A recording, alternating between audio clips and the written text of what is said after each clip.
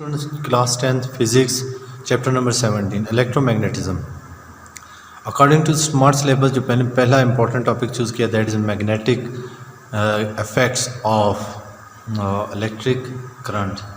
जब भी किसी कंडक्टर में से करंट को पास किया जाता है तो करंट के पास होने से इस कंडक्टर के अंदर जो कि हमारे पास आमतौर पर स्ट्रेट वायर हुआ करती है इसमें मैग्नेटिक फील्ड पैदा हो जाती है. इफ़ कंडक्टर पहले डेफिनेशन पढ़ देता हूँ, स्टार में मैंने लिखी है. When current passes through a conductor magnetic field is produced. If conductor is straight line mean wire shaped conductor हो तो फिर इसमें जो मैग्नेटिक फील्ड पैदा होती है वो इंसर्कल्ड होती है जिसका सेंटर वो कंडक्टर होता है और वो इसके इर्द गिर्द बनती है. बट परपेंडिकुलर होती है, 90 डिग्री के बेस पर होती है. हम अगर एक कार्ड को तस्वर करें और उसे हम कंडक्टर में से गुजार दें तो हम इसके गिर्द मैग्नेटिक फील्ड को बना सकते हैं. That is called right hand rule. Right hand rule क्या है? अगर मेरे पास एक स्ट्रेट कंडक्टर हो और मैं उसको अपने राइट हैंड में ग्रिप करूं तो थंब जो है that is showing the direction of current and curl of fingers shows the magnetic field, direction of magnetic field. If current is passing from downward to upward, जो मैंने आपके सामने बनाया है फर्स्ट डायग्राम में, दैट इज लाइक दिस. अगर current downward to upward move कर रहा है तो stretch of thumb shows the direction of current, whereas the curl fingers which is anti-clockwise. तो ये हमें मैग्नेटिक फील्ड की डायरेक्शन को बताती हैं. सेकंड फिगर में मैंने बयान किया है अगर करंट की डायरेक्शन अपवर्ड टू डाउनवर्ड हो तो भी मेरा राइट हैंड रूल ही अप्लाई होता है. राइट हैंड रूल मुझे बताएगा stretch of thumb direct the current, whereas the curl of fingers shows the direction of magnetic field. तो मैग्नेटिक फील्ड किस जानिब होगी? वो क्लॉकवाइज होगी. सेकंड टॉपिक है magnetic field of current carrying solenoid.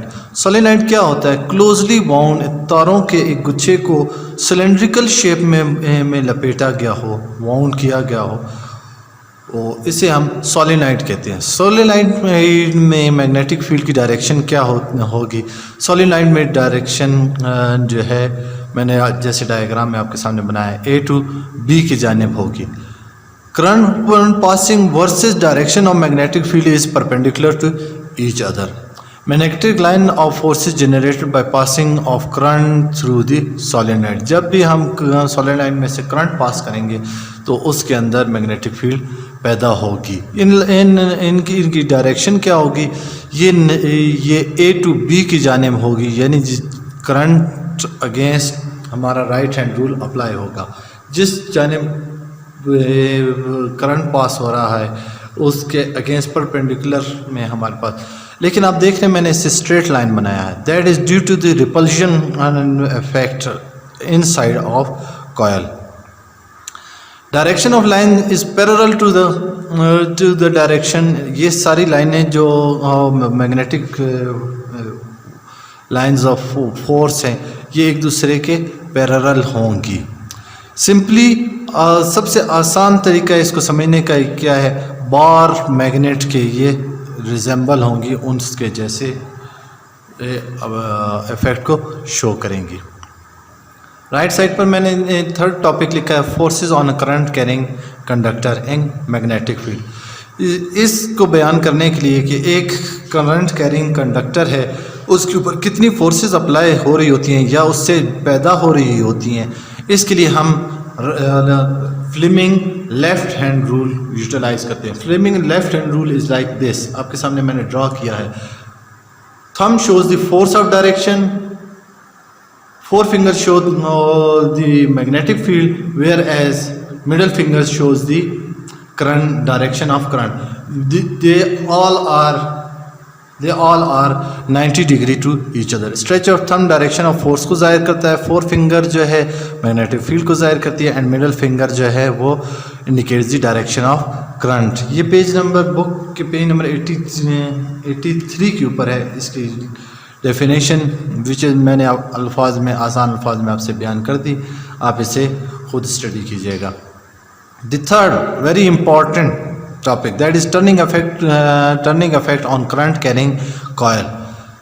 एक करंट कैरिंग कॉयल के चक्कर लगा देने या उसके घूम जाने का रीज़न मैग्नेटिक फील्ड में कैसे पैदा होता है।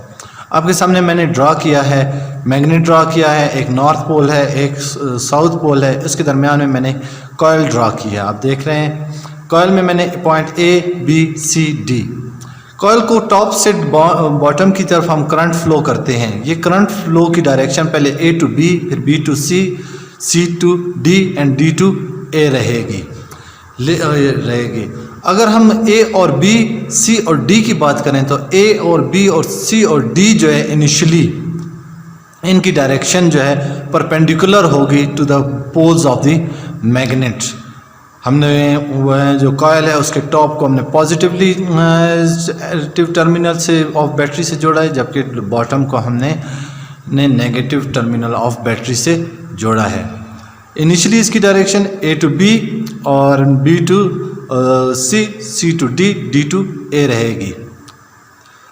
Next point A to B and C to D जो है, जो कि पोल्स की जानिब है, एक्चुअली इसकी इनिशियल पोजीशन जो है वो सेंटर लाइन होगी perpendicular to the poles of magnet. तो इसके ऊपर फोर्स कैसे अप्लाई होगी? इसके ऊपर force according to the left hand rule apply होगी। If the direction of current C, magnetic field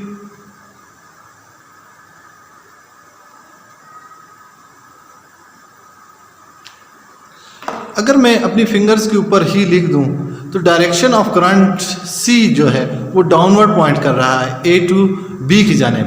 that mean जो फोर्स इसके ऊपर जन्म लेगी इनके रिपल्जन की वजह से वो आउटवर्ड है। इसी तरह से अगर मैं C टू डी की बात करूं, सी टू डी की जानिब में मैं बात करूं तो तब भी डायरेक्शन ऑफ जो फोर्स है जो जन्म ले रही है वो आउटवर्ड है, that is opposite in direction. एक आपकी जानिब है, आप देख रहे हैं ग्रीन कलर का मैंने एरो बनाया है, और एक अपोजिट जानिब है। ये अपोजिट फोर्सेस जब पोल्स के साथ रिएक्ट करेंगे और पोल्स इन्हें पुश करेंगे, करंट पास होने के ऊपर जो मैग्नेटिक फील्ड होगी, that is magnetic field is parallel to each other. Magnetic lines of forces दरमियान में बिल्कुल पैरेलल हैं। वो पैरेलल होने की वजह से वो इन्हें पुश करेंगी एंड फोर्स जो है वो फोर्स आउटवर्ड है, that is like this. First आपकी तरफ डायरेक्शन है, सेकंड अपोजिट डायरेक्शन में काउंट होगी लाइक दिस। तो ये टर्निंग इफेक्ट पैदा करेगा इसके दरमियान में। टर्निंग इफेक्ट पैदा होने पर ये कॉयल रोटेट करने लगेगा अपने एक्सिस के गिर्द। ये फ्लेमिंग लेफ्ट हैंड रूल के ज़रिए हमें इस फिनोमेना को हम एक्सप्लेन कर सकते हैं। डियर स्टूडेंट्स, आप इस चैप्टर को अच्छे से तैयार कीजिएगा बोर्ड के अकॉर्डिंग और सेल्फ स्टडी पर बहुत ज़्यादा तवज्जो दीजिए। बहुत शुक्रिया।